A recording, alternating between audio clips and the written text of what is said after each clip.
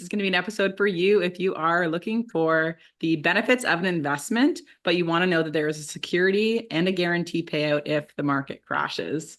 Hello, everybody. This is Heart-Centered Money Conversations. My name is Laura Plahuta. This is Kristen Mabee, financial coach, and we are very excited for this episode. Well, I am anyway, because I had no clue what segregated funds were until we went over this, and I'm excited for Kristen to share more about this so that you can potentially take advantage of this specific account. Is it an account? The type of investment. We'll go into it. And so for those of you who are new to the series, welcome. We're very happy that you're here with us. We hope you receive some value out of it. Lots of other episodes that you can check out with all different types of various things. We've done wills, we've done tax-free savings account, we've done RRSPs, we've done investments, we've done budgeting, we've done saving, like there are a whole bunch of stuff. So you can go check that out. And as always, this series is strictly for educational purposes only. We are just here sharing what we know, something that we're passionate about in hopes of inspiring you to really take it into your own hands of learning, educating yourself financially so that you can make the best decisions for you and your family and your future so that you can be more financially secure and financially free. So without further ado, Kristen, you want to take it away? Awesome. Yeah, segregated funds is something that I think most people don't know. They're like, "Seg what?" It's like haven't heard of it before. So you're not alone. And that being said, is like when we first started the series, it was all about taking away shame and guilt around finances. So if this is brand new to you, that's totally okay. So first, before I even dive into like the nitty-gritty details, I want to explain like what is a segregated fund? So a segregated fund, it's similar to what a mutual fund is. Basically, it allows your money to grow. It allows you diversification and it has professional money management, but it also has some very unique features that help you protect the value of your money that you can contribute. So I want to look at a few different things of what is a segregated funds in terms of like the investment. So we talked before about the gift box analogy. So the gift box is the type of account, whether it's an RSP, tax-free savings account, registered accounts, or non-registered accounts. That's your gift box, whether it's a gift box or a bag or wrapping paper or whatever it is. Get as Right? creative as you'd like. So it's what you put inside of the gift box that is your investment. So maybe it's a teddy bear or a book or I don't know, apparently I don't have good gift ideas. Right? But say it's what the gift is, that is the investment. So what goes inside of the wrapping. So that might be a mutual fund, stocks, cash, a segregated fund in this case, bonds. There's a lot of different options there. So a segregated fund is a type of investment that you can put inside of your RSP, tax-free savings account. You can go into a non-registered account or a RIF account for those of you that are retired, or if you know somebody who's retired. That's kind of what that looks like. So it's very similar to a mutual fund in terms of like you can put your contributions in kind of as you please. It doesn't have to be a set amount all the time. But it has a few things that are very different than a mutual fund. If you're like, Kristen, what the heck is a mutual fund? Drop me a message below and I'll be happy to answer that because that can be a whole nother conversation. But essentially it's a different type of investment as well. Did we do an episode So on that? sorry? Did we do an episode on mutual funds? I don't think we have actually. Maybe I we don't should. know. Add it to the list. We'll That's do one. So I'm like, oh, Makes tell me sense. more. Yeah, mutual funds are great. I love mutual funds. I own a lot of mutual funds. So we should definitely talk about them. But today, segregated funds. So I want to cover some important features and why you might want to use a segregated fund. So one of the biggest features with a segregated fund is that it has a sort of guarantee. So what that means is that typically there's a guarantee if the market goes down and you need to take your money out, you're eligible to take 70 or so they'll give you 75 to 100% of the value of your contributions, right? So it's really good for people that are maybe more conservative. They're like, I want to invest, but I want to make sure there is a guarantee. Like, what if the market crashes? Like, this is your type of thing, potentially, right? So this is why segregated funds can be really useful, or one of the reasons. But there's a lot to know when it comes to the guarantee. So the guarantee, like I said, typically it's 75 to 100%. We're going to use 75 in all of our examples for today. So if the market goes down, you get 75% of the amount that you put in. So not on the growth, okay? So something to keep in mind. But it starts, the 75% is triggered at death of the account holder. So if you pass away, your family is eligible for that 75%, or at maturity. So one thing to note is that a segregated fund is an insurance type product. So if somebody has a life insurance license, they can also sell segregated funds, right? And so it's kind of like a term life insurance in the sense that it has a time frame. Hope that makes sense, right? So we talked about life insurance. So it is a maturity date. It's not really important that's an insurance product, but that's one of the reasons that there's a time frame on it. Okay? So with that, the time frame is a minimum of 10 years, that maturity date. So they say if the market goes down before that 10 years and you want to take your money out, like, sorry, it hasn't matured yet. So there's two reasons why there is the maturity date. One, it's really good for the client because they're like, okay, it's long term. I have to keep my money in here to get this guarantee. So if you're looking for a long term, you need help with some discipline, that might be a place that could be really helpful. It's also for the investment company, like, say you put your money in today and tomorrow the market crashes and you want that 75% guarantee. They're like, whoa, right? So it's for their benefit as well. So that's kind of why the maturity date matters. Other than that, it doesn't really matter too much. So that's kind of the guarantee. So it could be really good if you're a conservative investor and you want to have that kind of guarantee. So I want to look at what happens if you take your money out before the maturity date. So say you put $100,000 into a segregated fund and you take out $20,000, you're like, we're gonna redo the roof. Okay, well, now that this is before the maturity date or even after, right? The insurance company or the investment company is going to be saying, okay, we'll guarantee the other $80,000 that's left in the account that you've put in. So you originally put in 100, you took out 20, and now there's 80 left. They're not going to guarantee $100,000 because you took out 20. It just doesn't make any sense, right? Like, they want to help you out. They want your money to grow, but they can't make miracles happen. So that's kind of what it looks like. So if you're like, can I take my money out? Is it locked in until maturity? No, but that's kind of what that means, right? So something to think about. So the next feature is about probate. So basically, like, what is probate? We did a whole thing on wills, so there's a little bit of overlap there. But basically, upon death, the individual's estate, including their investment, passes through probate. So, like, what does that even mean? Essentially, it's a process which the courts validate the will and confirm the authority of the executors to settle the estate, right? So basically, probate, the fee that probate costs varies from province to province, from $0 to like 1.5%.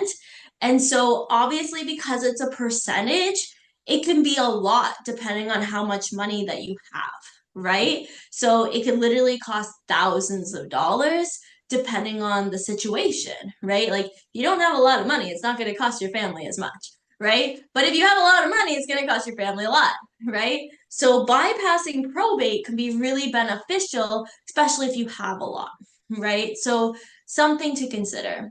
So with a segregated fund, the money is transferred to the named beneficiary and bypasses the probate fees. And so that's where your family would save all that money, because it, like, if Laura's my beneficiary, it goes directly to Laura, without having to go through probate. And it Pretty would speed cool. up the process as well. Yeah, It that's would take a long exactly time for right. probate as well, right? Yeah, because sometimes it can take like months, right, to go through Or it. years. And this typically can happen within like 7 to 10 days. Just crazy. Mhm. And I'm going to go through a little bit of an example for you guys as well.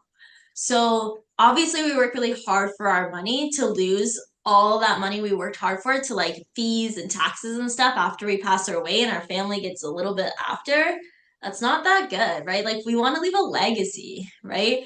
We're like, if we're not using that money to live our best life, then we want it to go to our kids so they can have a better shot at their lives, right?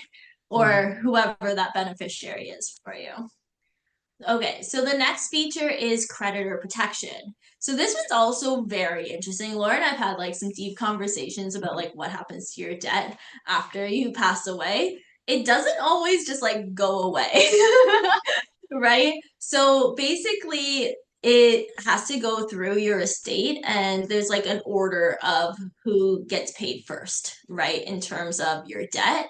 But also, something that we learned just through this process is if somebody co signed on your debt, they're still responsible for that debt after you pass away, right? So, just something to know like, if you are a co signer for somebody or somebody co signed for you, definitely find out what that looks like because it's Mhm. like, it's more than just like, sure, I'll just sign a piece of paper. Like, Yeah. there's a real responsibility there. And Kristen, that's something that you could plan ahead for in your life insurance, right? Like if you are a co-signer, like planning ahead for that so that you have the coverage and your partner has the coverage to cover whatever that is in business as well, right? Yeah, for sure. So a lot of times when it comes to life insurance, we look to see like what are your debt responsibilities? Like if you were to pass away, let's make sure all your debts are paid off so nobody has to deal with that. And that way, your family actually gets your assets essentially. Right? Mhm. Yeah, absolutely. So, okay, so a segregated fund is creditor protected. If your named beneficiary is one of the following: so a spouse, child, grandchild, parent of the life insured, or an irrevocable beneficiary. So, an irrevocable beneficiary says you, like, I named Laura as my beneficiary and I cannot change it unless Laura signs off and says that I can change it, right? A revocable beneficiary, so the opposite, is I name Laura as a beneficiary and I'm like, actually, I want my spouse to be my beneficiary. I'm going to change it. I don't need Laura to sign off on it. So that's the difference between revocable and irrevocable beneficiaries. So essentially, having that creditor protection means that creditors cannot come after that money, which is super important. Like, this could be really big, especially for business owners, right? Who maybe have a lot of debt, right? So those are some of the things. The last one is that segregated funds also have privacy. So a segregated fund is a contract. Like I said, it's an insurance product. So it's on a contract, but it's not a public document like a will is. So that's really interesting because it's like if you want to have things a little bit more private, again, maybe a business owner, a segregated fund might make sense. So those are kind of the different features, but I want to show you kind of like a real life example, like a Mhm. real life hypothetical example of how that actually works and what a segregated fund can do if somebody passed away. So I'm going to quickly share my screen here. Dun, dun, dun. Here we go. All right, so we're going to present. Come on, computer, you got this. All right. Okay, so this is the idea that you've deposited $100,000, right? We're looking at the death of the surviving spouse. So if you have an RSP, it'll automatically go to your spouse's RSP if that's how you have it set up. But we're looking at what if both spouses pass away? What does that mean, right? How does it affect the kids essentially at the end of the day, or the beneficiary, right? I always say like the other beneficiary because like Jesse and I don't have kids, right? Like not everyone has that same situation. Yeah. So this is after both spouses pass away. So like knock on wood, Jesse and I both pass away, right? So if you don't have a segregated fund and maybe you're in like a mutual fund, So your assets are frozen and become part of the estate. Okay. So the other thing is the executor has to go through all the assets and it goes through probate. In this case, this is an Ontario example. So on 500,000, it would be $7,000 that's being paid out of that.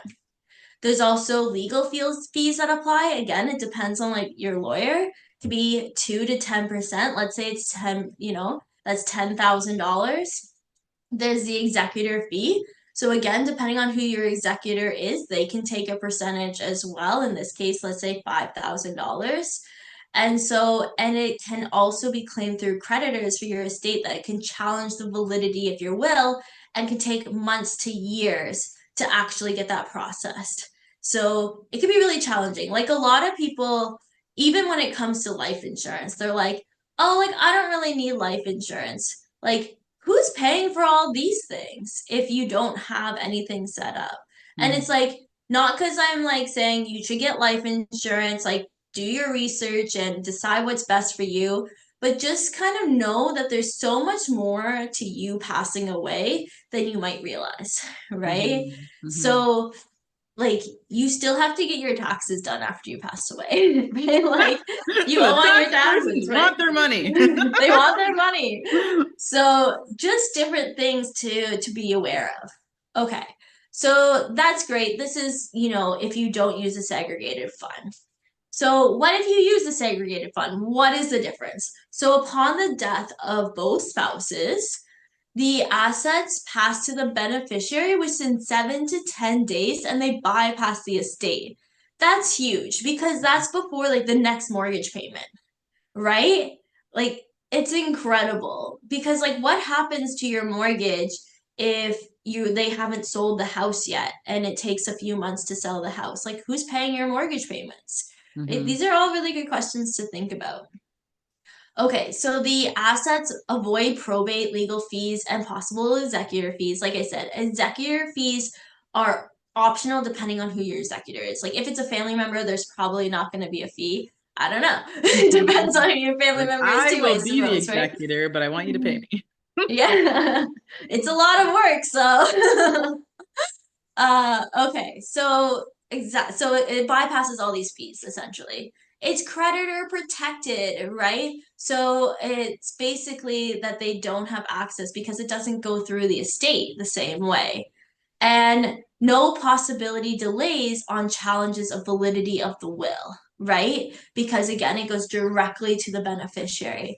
So these are some reasons why a segregated fund might make sense, right? But it's not like a one solution fits all, right? There's so many different variables. So before I jump into the next part, Laura, do you have any questions about segregated funds? I don't think so, but I know you know this, but my Opa just passed away recently, and this would have been an amazing account that would have been very valuable for my family.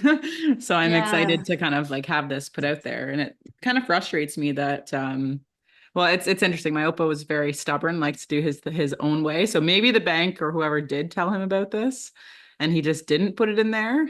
But yeah, it would have Yeah. saved a lot of the fees that kind of gets Yeah. passed down. Yeah, totally.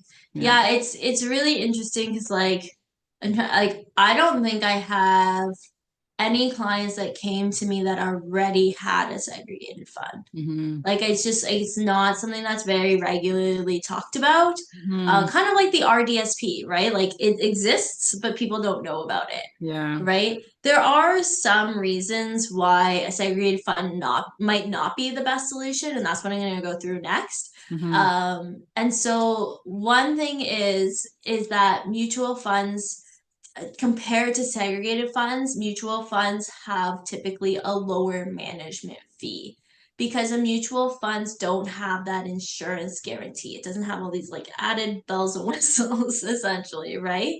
So a mutual fund can typically lead or potentially lead to a higher net return over time because more of the money is being invested. You're not paying as much in fees, so you can invest more of that money, right?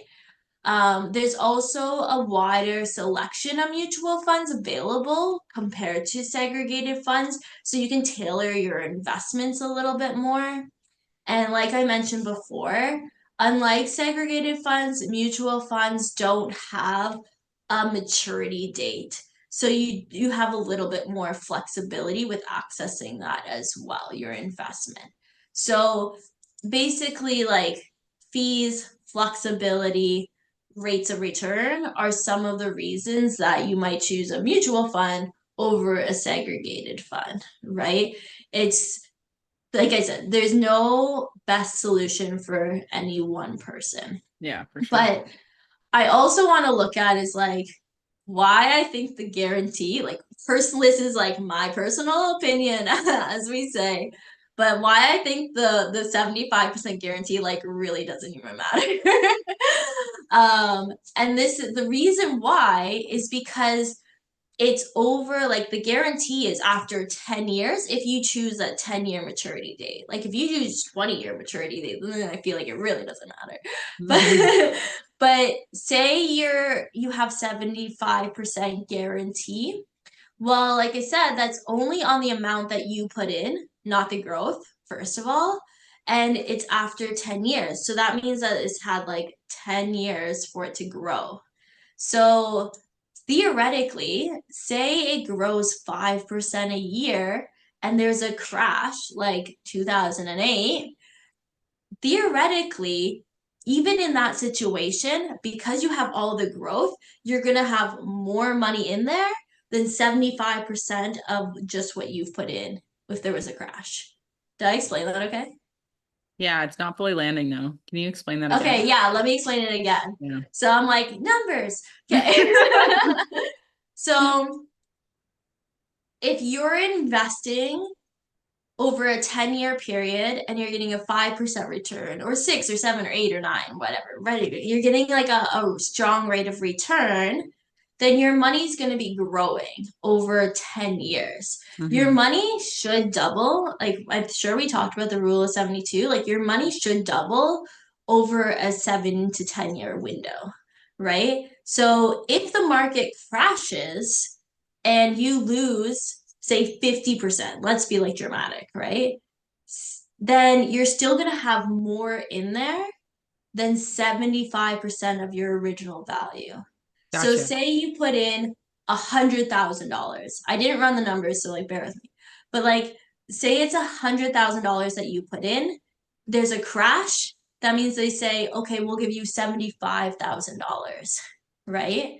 But say we invested it for 10 years and your 100,000 became 200,000. There's a crash and it's 50%.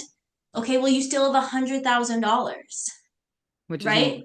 more than Which what is more than your 75,000. I think that's the thing with money too, is like you can't really have that emotional like jolt with it, you know. It's like it has to be like when you're investing, it really has to be like a flowing thing. Like you don't want to put all your eggs in one basket. It has to be like numerous different places so that if one does crash, it's not like the end of the world. Like, you know, it's like, oh shit, like that really sucks. I wish that didn't happen. However, I know that I set myself up in all of these different areas and I know that like me and my family are going to be fine, you know? Yeah. Yeah, I think that's like one of the reasons I love mutual funds so much because it allows you to invest in so many different things. And it's like, well, if company A doesn't do well, I got like 300 other companies, I'm fine, Yeah. right? Even Yeah. if there's like an economic crash like 2008, right? Like we know that it's going to move in an upward direction, right? Yeah. Like it's going to move upward. Right. Yeah. And like we just had, so it's 2024 for the reference, whoever might be watching this in the future. Like we just had a few years of like some volatile years, but like this year we're like crushing it, you know? So like it's always like moving up. So yeah, it's something that's like, it is good to think about how to diversify. And that doesn't necessarily mean like, I'm going to buy houses and gold and I'm going to buy stocks and segregated funds and like necessarily having like all these different components, but diversification can look like, okay, I'm going to invest in gold. I'm going to invest in staples. I'm going to invest in real estate. I don't know. Right. So Does that make sense? Yeah. For sure, yeah. That's a really good point though, is because I think we don't we do kind of emotionalize things and we don't think about things logically all the time. Like I always say, like, I have a financial advisor, right? Like I know all of the principles, but like I'm human and I get emotional too. Sometimes I need somebody to say, like, okay, take the emotion out of it and this is what we need to do, For sure, yeah. right? Yeah. Which So makes it hard when if you are like kind of like not quite in the place where you're very comfortable yet, like financially, and you have all of like different income streams in it as well, like it takes time to build. So in the beginning, like it is going to be a little bit more emotionally, whatever. But if you, that's, I'm so like, I believe so strongly that if you have the proper strategies in place and yeah. educating yourself on these things, you're going to be able to set yourself up so that eventually you won't be in that place where you're having to beat it. But everybody starts there. Yeah, and that's the thing. Like we all kind of start from the bottom, right? Exactly. Like Yeah. theoretically, whatever the bottom looks like for you, Yeah. right? Like typically you're watching this because you want to grow your finances. So it's like just being okay with where you are and like putting the pieces in place to help you get Mhm. where you want to be. Mhm. Actually, this is a really good time. I'm gonna just like talk about, we did the budgeting episode a while back.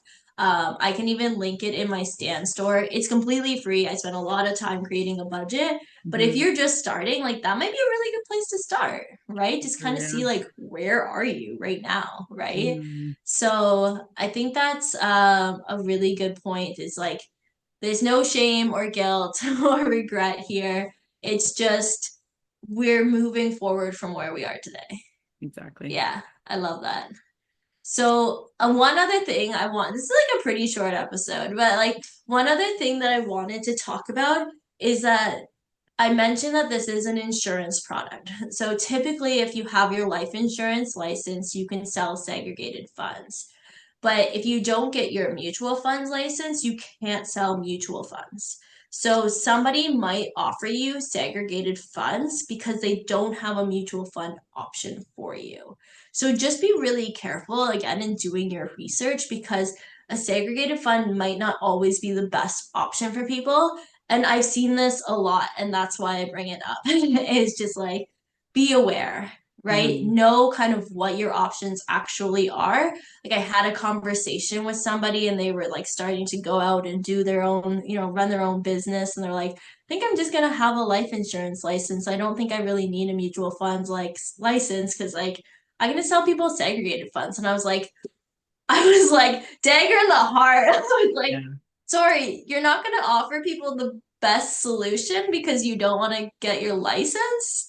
Yeah. Like I know this is like kind of politics in the industry, but like that's what I'm here for, is like I want to shine light on what goes on in the industry because I think like the industry can be really convoluted and it shouldn't be, right? 100%. Yeah. I just mean like it should be easy to understand. Yeah. And really like So client driven, like that sucks when when you're just like in it for like, well, this is the only one product, so I'm going to sell this one product. It's like when you can look at it as like an overall and you have multiple different ways to help people, like you can really get the big picture of what's best for the specific client because every situation is completely different.